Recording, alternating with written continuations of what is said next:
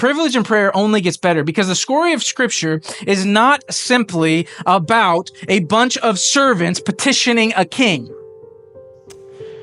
but that Jesus has actually come to call his disciples as a part of the family. It's obvious Jesus is making a significant point, that those who follow his disciples are brought in as family members. Prayer is more than a person petitioning a king. It is definitely petitioning a king, but it is petitioning the king who is also your dad.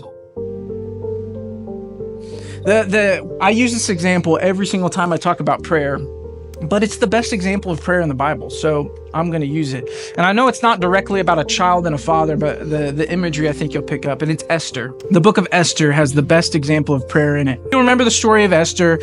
There's a whole plot to kill a bunch of the Jews. Esther is made queen, and so she has the ability to go. She's a Jew, and she has the ability to go to the king to petition the Jews not to be killed. So it's a big deal. But there's this rule that if anyone goes into the king without being summoned first, that they will die. The only way that you won't die is when you walk in, the golden scepter has to be extended to you, which means that you've been granted favor and you're allowed to speak. So Esther goes for a 3-day fast and prayer to and tells all the Jews, pray and fast. Let's all do it for 3 days and I'll go in.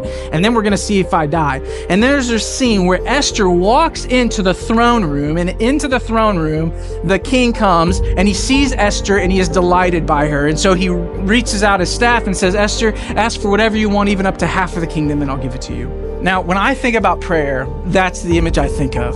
Because when we think of our God, he is not a God to be trifled with, right? Ecclesiastes, don't go to God with many words. Be careful how you approach. He is a great and mighty king.